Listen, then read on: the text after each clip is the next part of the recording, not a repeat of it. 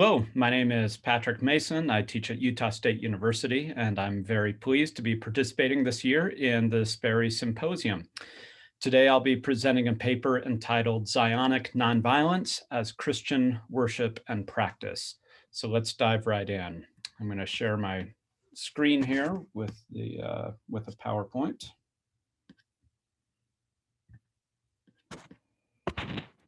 Okay. The 20th and 21st centuries have seen nothing short of a revolution in the academic study of the New Testament and early Christianity. As the contours of the first decades and centuries of Christian history become clearer through scholarly research, Latter-day Saints must confront the question of what exactly it means to be participating in and bringing about the restoration of primitive Christianity. Since the time of Joseph Smith, the restoration has commonly been understood to center on the reorganization of an ecclesiastical hierarchy that mirrors, or at least echoes, that found in the New Testament. Hence, the sixth article of faith of the Church of Jesus Christ of Latter-day Saints insists upon a reestablishment of that same organization that existed in the primitive church. Yet the restoration is always sought to be more than the mechanical replication of a 2,000-year-old organizational chart. Indeed, the restoration also aspires to recapture the spirit, power, and authority of early Christianity, not simply its offices and forms. An 1842 editorial published in the church's periodical, Times and Seasons, suggests that the first generation of Latter-day Saints understood God to be restoring the gospel as it existed in the primitive days, namely, the pure principles of truth as taught by our Lord Jesus Christ and taught and administered in by the apostles. Among the pure principles of truth taught by Jesus, his apostles, and their successors, known as the church fathers, was a prohibition on killing. The early Christian community, which the modern church seeks to emulate and restore, featured nonviolence as a central component of the disciples' life. Jesus' teaching from the Sermon on the Mount to love your enemies, bless them that curse you, do good to them that hate you, and pray for them which despitefully use you and persecute you, was, according to theologian Preston Sprinkle, the most frequently quoted verse during Christianity's first 4 centuries. For early Christians, Sprinkle contends, enemy love was the hallmark of what it meant to believe in Jesus. Historians agree that a serious commitment to nonviolence featured prominently in Christianity until the Roman Emperor Constantine declared the religion legal early in the 4th century CE. Throughout the Christian movement's first 3 centuries, the church fathers forbade killing. They rooted their position in explicit biblical teachings and in a more organic understanding of the Christian community as being defined by mercy, forgiveness, graciousness, peace, and most of all, love. As historian Roland Bainton further affirms, the pacifism of the early church was derived not from a New Testament legalism, but from an effort to apply what was taken to be the mind of Christ. Christianity brought to social problems not a detailed code of ethics or a new political theory, but a new scale of values, close quote.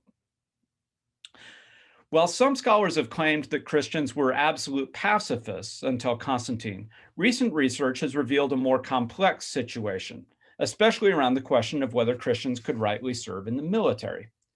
Both textual evidence and archaeological discoveries attest that particularly by the 3rd century, some Christians did serve as Roman soldiers.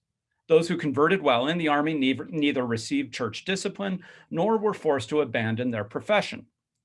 Nevertheless, the church fathers remained deeply skeptical about whether one could be a faithful Christian and serve in the Roman military for 2 primary reasons. First, soldiers, especially officers, were required to make sacrifices to the emperor, which Christians considered to be a form of idolatry. And second, a major component, or at least realistic possibility, of a soldier's duty was to kill other human beings, which the church regarded as a grievous sin. After reviewing the complex historical record and scholarly debate, scholar Lisa Cahill concludes that there is a well-substantiated theological and pastoral consensus in the centuries before Constantine that compassion, forgiveness, peace, and peacemaking are regulative Christian ideals, and that killing by Christians is never acceptable.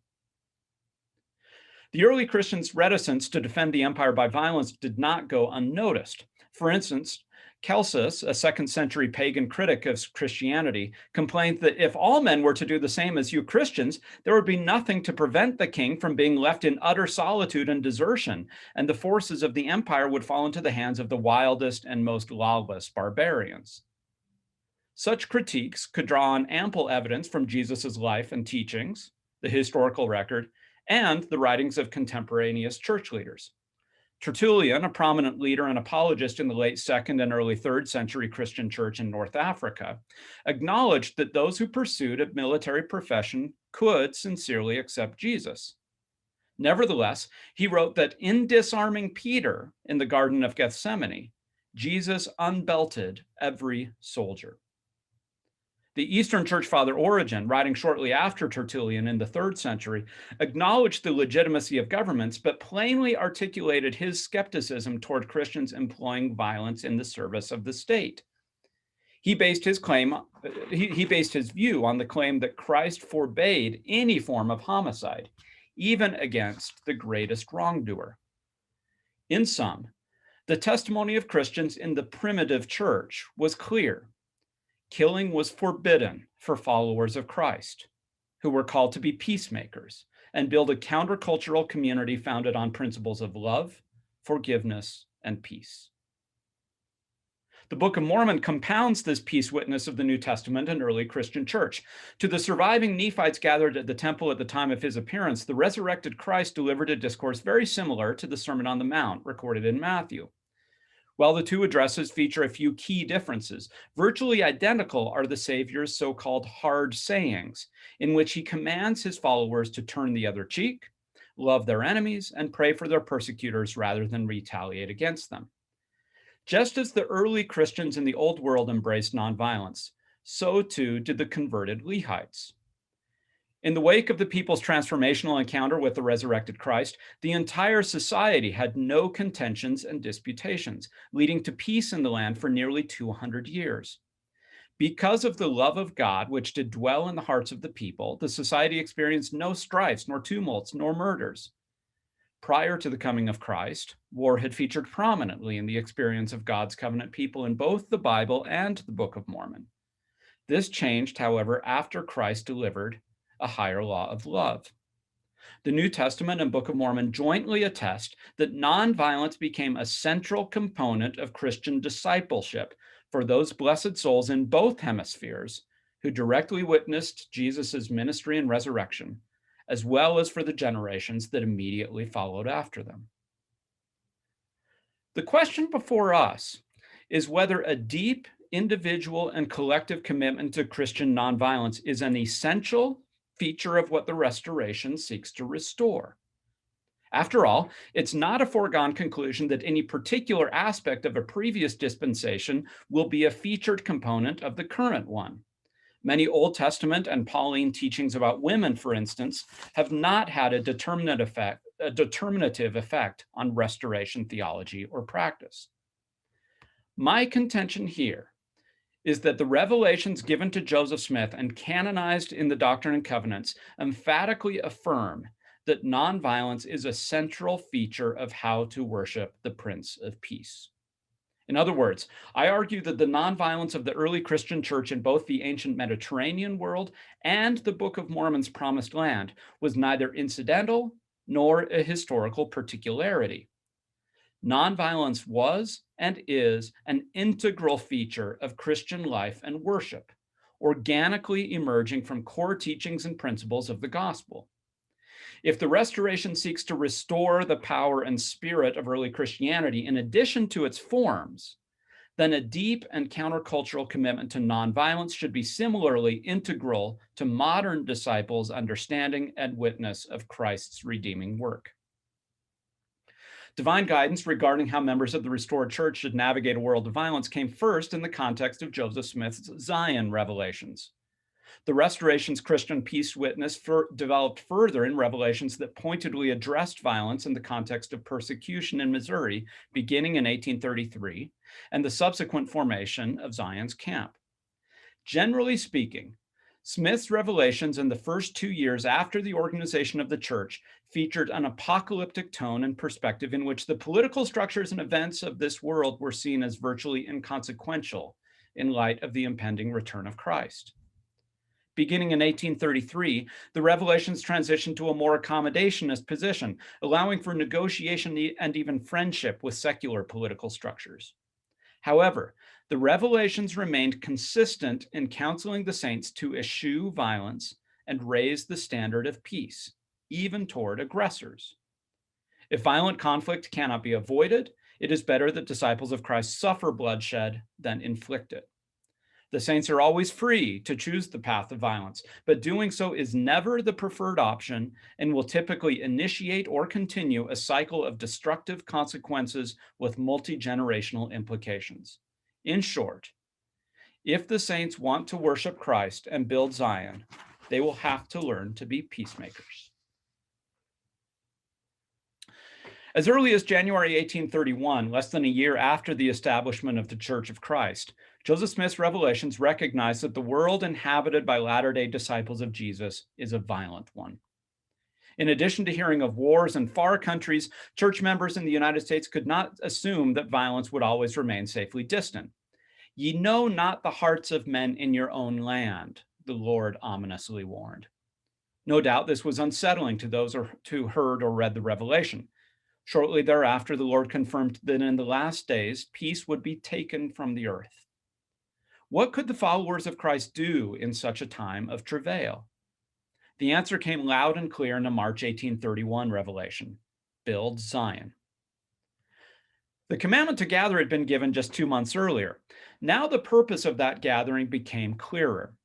Church members were to consecrate their money so as to purchase land as an inheritance for themselves and future generations of saints.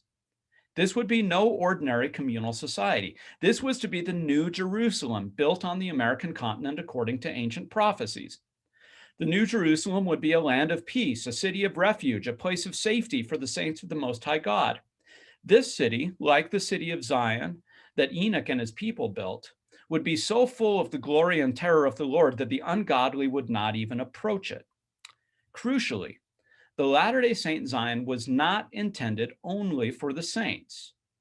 Rather than an exclusivist or tribal utopia, Zion would be a cosmopolitan community of peace, a refuge for every man that will not take his sword against his neighbor.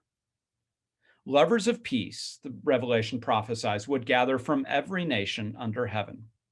Indeed, in an era of world-consuming violence, those gathered to Zion would be the only people that shall not be at war with one another.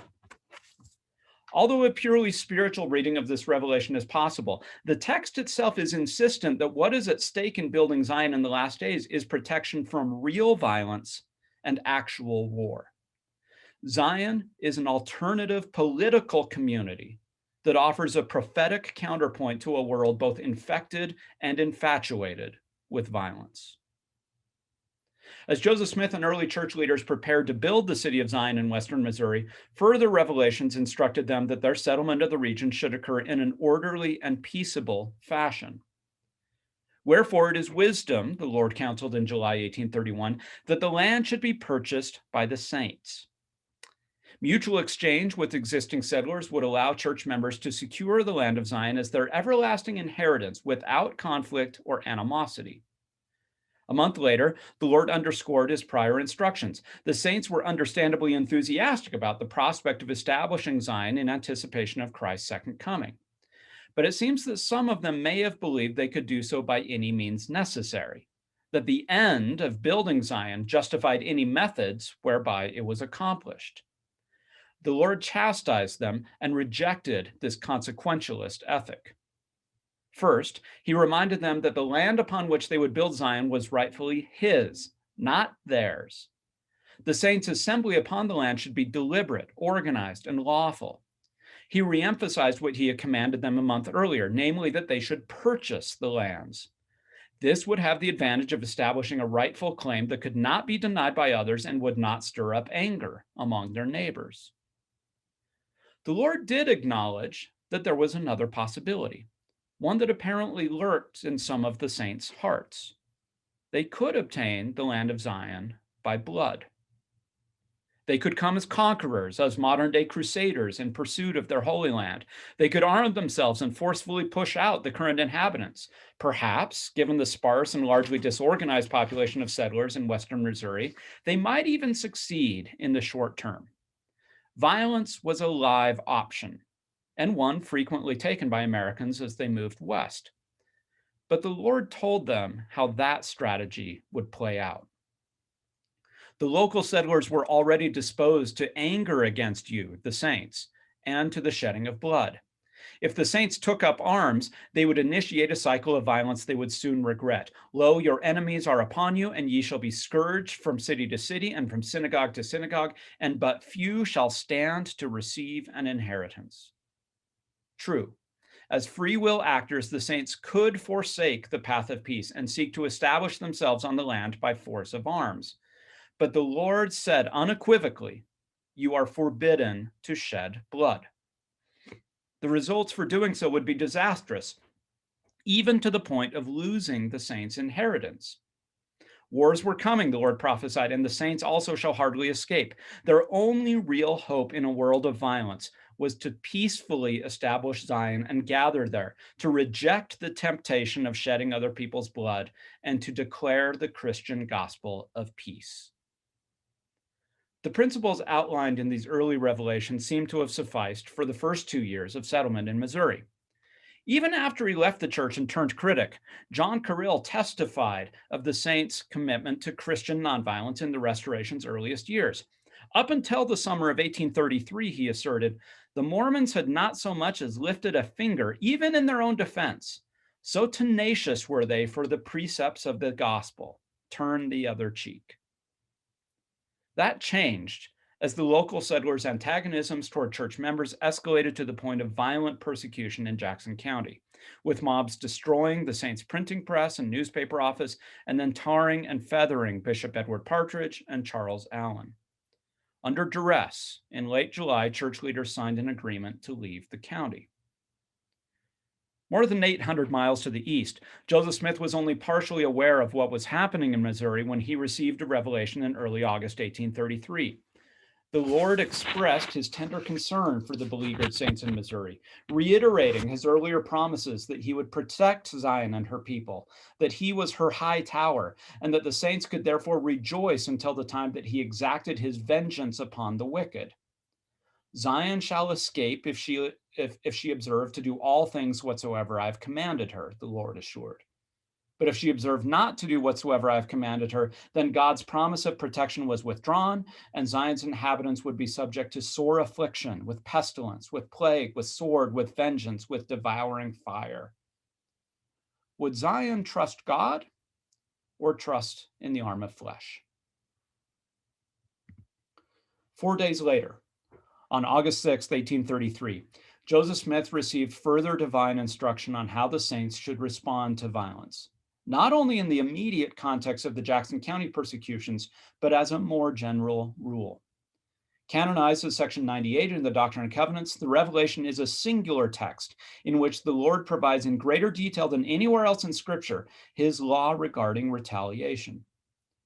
The Revelation, presented as an immutable covenant, opens by affirming that the saints are justified in befriending that law which is the constitutional law of the land, insofar as it supports freedom and maintains human rights and privileges.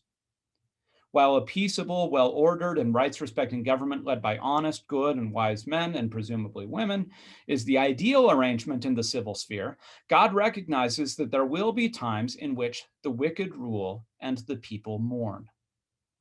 It's precisely at the moment when the political order breaks down or even takes on malicious forms that the saints will be tested in their willingness to abide by their covenant.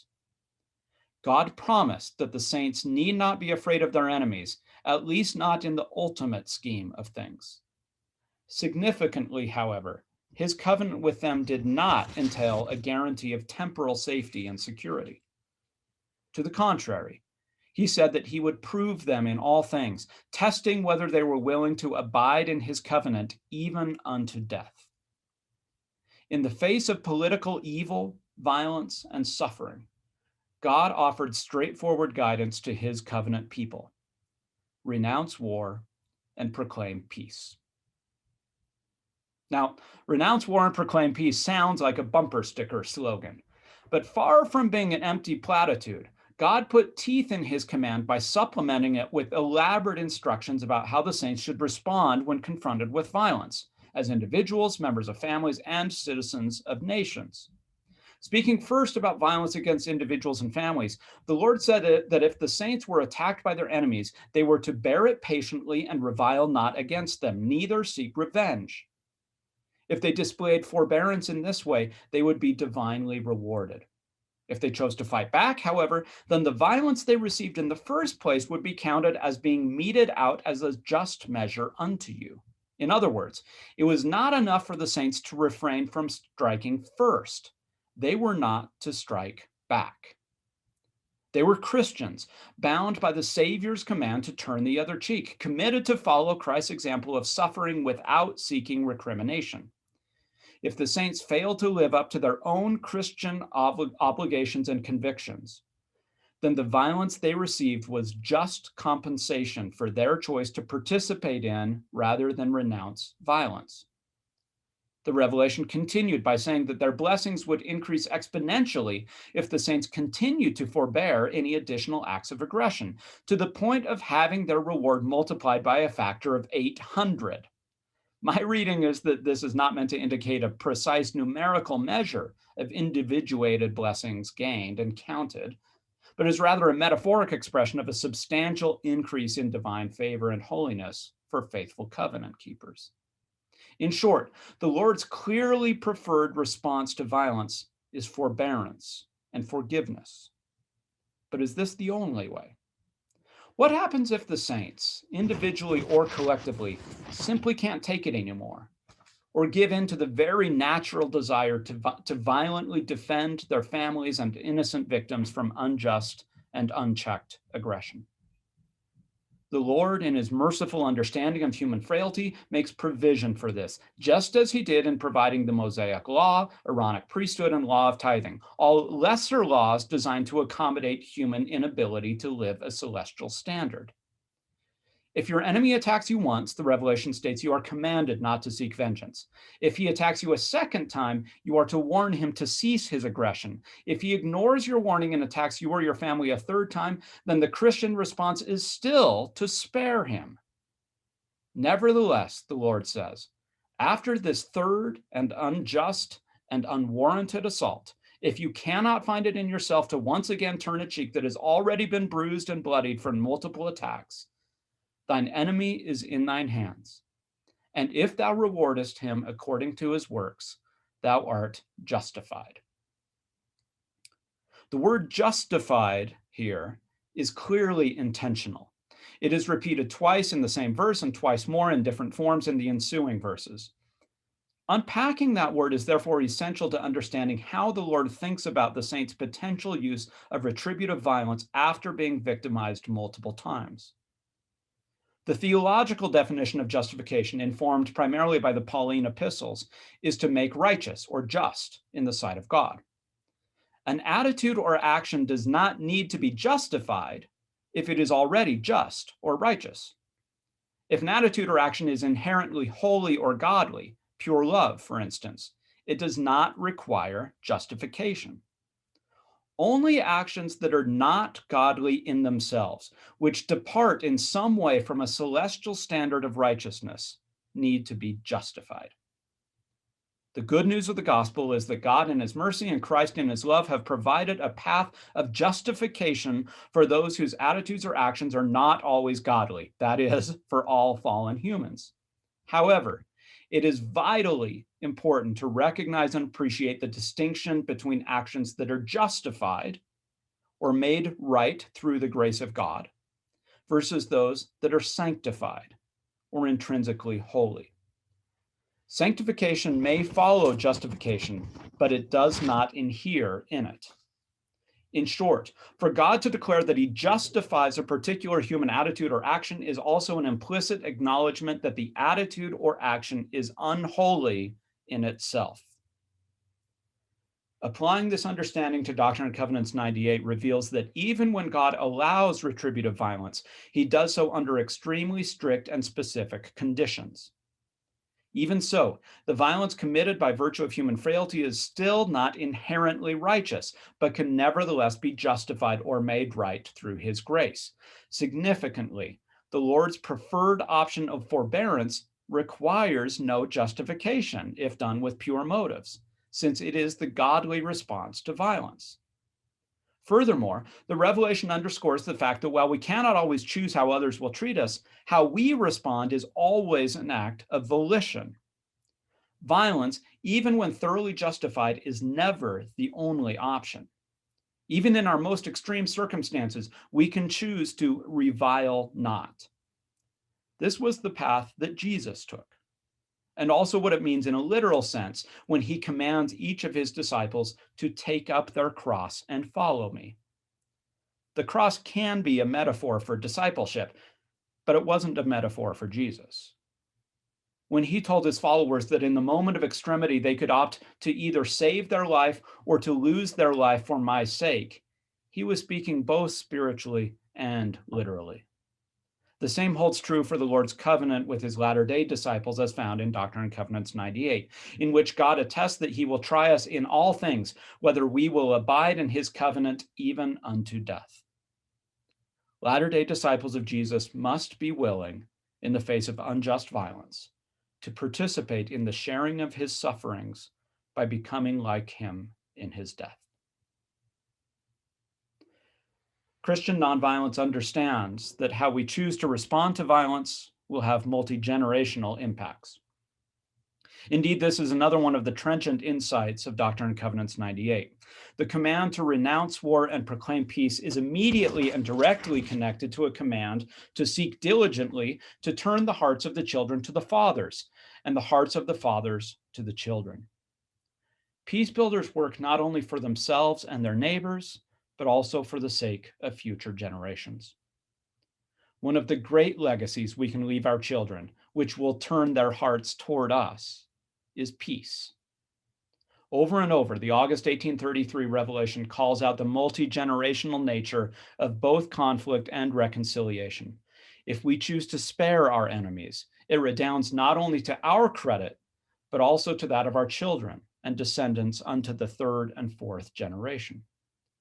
But if our enemies persist in their aggression, then the negative effects of ongoing conflict will be visited upon their children and descendants also unto the third and fourth generation.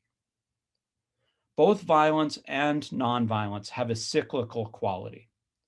Perhaps no text better attests this than the Book of Mormon, which repeatedly demonstrates the devastating effects of unresolved conflict on individuals, families, and nations. The sins and violence of the fathers become visited upon their children for generations until someone, like the sons of Mosiah, interrupts the destructive cycle of violence and replaces it with a new cycle of reconciliation, forgiveness, peace, and love. The example of the Jaredites offers a sobering warning that if left to itself, violence has a metastasizing quality that will eventually consume everything and everyone and everything in its path. But the Lord's promise in Doctrine and Covenants 98 is that even the most destructive cycle can be interrupted and transformed. If an aggressor's children shall repent, or the children's children, and turn to the Lord their God with all their hearts and with all their might, mind, and strength, and restore fourfold for all their trespasses wherewith they have trespassed, or wherewith their fathers have trespassed, or their fathers' fathers, then even a multi-generational conflict can be transformed. The cycle of vengeance can be arrested and reversed, and a new set of restored relationships can be nurtured to life. The message of the Lord to the saints in 1833 and today is essentially twofold. Violence is an option that under certain restrictive conditions may be justified, but forbearance, sincere forgiveness, and reconciliation are always better, more sanctifying options. 2.5 months after Joseph Smith received the August 1833 revelation, church leaders in Missouri decided to set aside their signed agreement that included the provision that the saints would leave Jackson County. Instead, they took up arms and announced that they would forcibly defend themselves, their families, their property, and their Zion. We should have nothing but sympathy for these bedraggled and victimized saints. The depredations committed against them were real, and their impulse to protect life and property was natural and well-intentioned. They had received multiple offenses and had lifted the ensign of peace to their neighbors. And so, according to the law revealed in the August 1833 revelation, they were justified in defending themselves. It's therefore out of neither condemnation nor moral judgment, but rather a sober assessment of the documentary evidence to observe that the Missouri Saints' self-defensive violence was a choice, but not the choice that God recommended to them as their primary or best option. To the contrary, as we've seen, God had repeatedly told them that he would defend Zion from its enemies, and that if they tried to secure it by blood, they would be scourged from city to city and be met with sword and with vengeance. The Lord's prophecies, alas, came true. Outgunned, the saints' attempt at violent self-defense foundered. The Missourians overpowered them in a matter of only a few days. The original signed agreement, itself an injustice, had provided that half the saints would leave by the end of the year and the other half in the early spring, thus allowing for an orderly migration. Now, however, the mob showed no mercy and drove thousands of saints from their homes and farms with no additional time for preparation.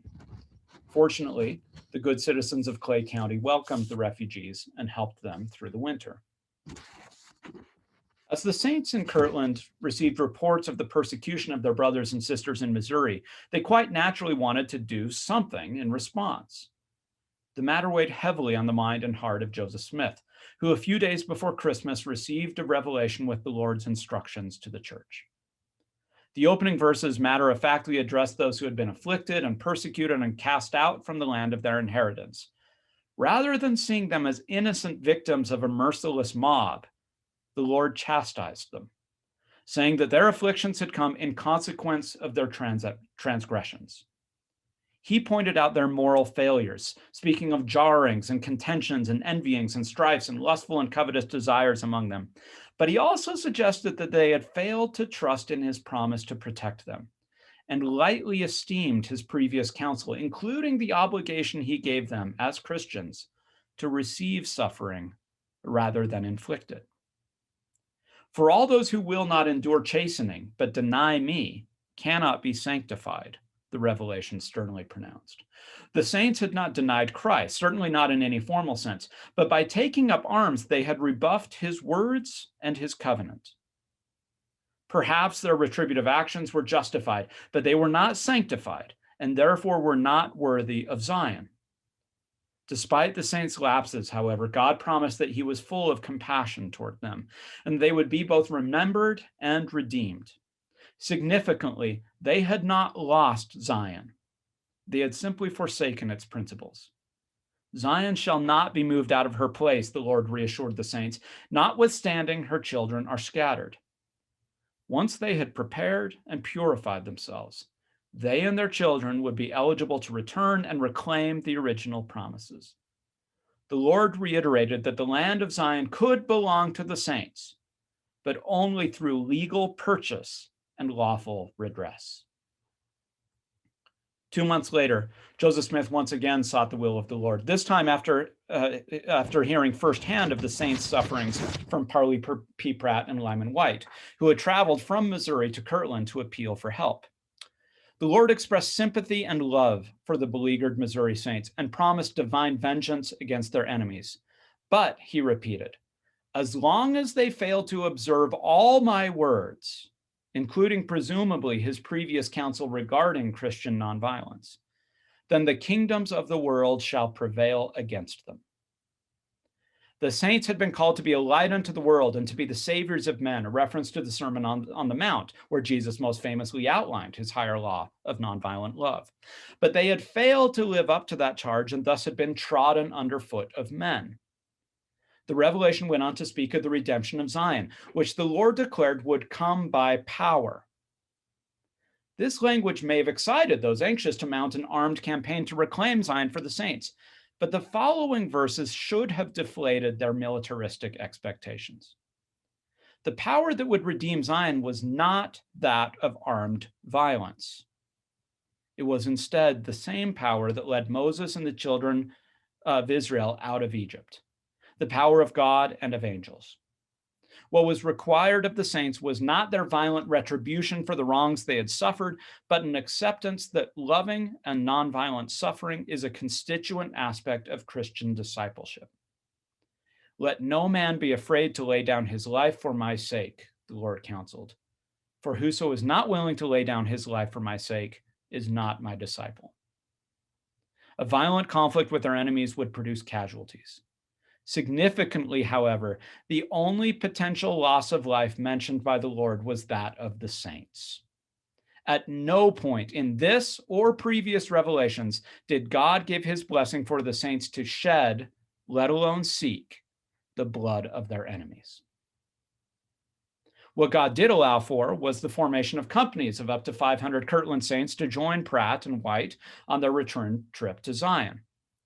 When the saints thought of redeeming Zion, they clearly had in mind the idea of reclaiming lost properties and perhaps exacting vengeance on their aggressors.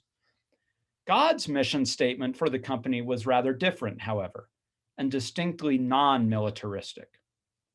Their task, under Joseph Smith's leadership, was to organize my kingdom upon the consecrated land and establish the children of Zion upon the laws and commandments which have been and shall be given unto you. If the group was to claim victory and glory, it would not be through force of arms, but rather a different kind of power: your diligence, faithfulness, and prayers of faith. The revelation initiating Zion's camp, as the march from Ohio to Missouri came to be popularly known, was founded upon a call to faithfulness, not a call to arms. Nowhere did God declare Zion would be won back through violent means. The Lord reasserted his will in a revelation that the prophet received while in council with camp members on the banks of Fishing River on June 22, 1834. They had made the long, wearying march across the country and were nearing their destination of Jackson County. Governor Daniel Dunklin had just reneged on his earlier offer of sending the state militia to help the saints reclaim their lands, and the sheriff of Clay County had communicated to Smith that the camp's march had raised considerable anxieties among the saints' enemies that could lead to outright violence. The outnumbered saints were unsure of what to do when the Lord's instructions came. He chastised the church once again for their failure to do all he had commanded them, and insisted that Zion cannot be built up unless it is by the principles of the law of the celestial kingdom. If the saints insisted on living a lesser law, they would have to wait for a little season for the redemption of Zion, until they had the occasion to be taught more perfectly and have experience and know more perfectly concerning their duty. In a statement that has often been interpreted as the Lord giving the camp members a release from their duty, in fact, he was simply reiterating what he had taught them many times before. For behold, I do not require at their hands to fight the battles of Zion. For as I said in a former commandment, even so will I fulfill. I will fight your battles. Zion did not need a ragtag band of a couple hundred armed frontiersmen to redeem it. The Lord could do his own work if and when he so chose, as indicated by the violent storm that flooded Fishing River and prevented the massing mobs from attacking the camp. In the meantime, God counseled the people to be very faithful and prayerful and humble, and to gather their resources to purchase lands in Jackson County and surrounding areas. For it is my will that these lands should be purchased, the Lord reiterated. It was only through the purchase of the lands of Zion that the armies of Israel would be held guiltless in throwing down the towers of their enemies, now located on the lands the saints held title to, and scattering their watchmen, who no longer had legal right to the lands. At no point did the Lord command the members of Zion's camp to perpetrate violence against their enemies. So as to remove all doubt about the duty of his disciples toward those who had persecuted them and spitefully abused them, the Lord concluded the revelation by commanding that the saints sue for peace, not only to the people that have smitten you, but also to all people. Followers of the Prince of Peace should lift up an ensign of peace, and make a proclamation of peace unto the ends of the earth, and make proposals for peace, unto those who have smitten you. As they transformed themselves into emissaries of peace, the Lord promised the saints that all things would work together for their good. The members of Zion's camp had dramatically different responses to the Fishing River revelation. Nathan Baldwin, who had been hesitant about bearing arms from the beginning of the expedition, said that the revelation was the most acceptable to me of anything I'd ever heard before, the gospel being the exception. Others could hardly hide their distaste. According to William Cahoon, their negative feelings to some degree came from an understandable disappointment that they would not be permitted at this time to restore our brethren and sisters to their homes and defend them. But others had been spoiling for a fight from the outset, and now complained that they had marched across the country only to leave with their tails between their legs. George A. Smith recalled that several camp members apostatized because they were not going to have the privilege of fighting. They had rather die, Nathan Tanner remembered, than to return without a fight. This vengeful attitude stood in stark contrast to the express language of the revelation, which specifically said that the saints had to be willing to lay down their lives if they were to be worthy of Zion. The failure of at least some in Zion's camp to live up to the Lord's celestial law only punctuated the Lord's admonition that Zion would be theirs only when they had learned to abide by the principles of the law of the celestial kingdom. In conclusion, taken together, the revelations received by Joseph Smith during the eventful first 4 years of the restored church's history pointed to a simple reality. Zion, the land of peace, would only become the saints' inheritance once they learned to renounce war and proclaim peace, and to make a proclamation of peace unto the ends of the earth. The restoration was never immune to the travails of a fallen world, and the saints became personally acquainted with its violence all too soon. As Joseph Smith and his followers sought to restore the purity of early Christianity, the revelations counseled these latter-day disciples of Jesus to pursue the path of Christian nonviolence, despite the violence they endured.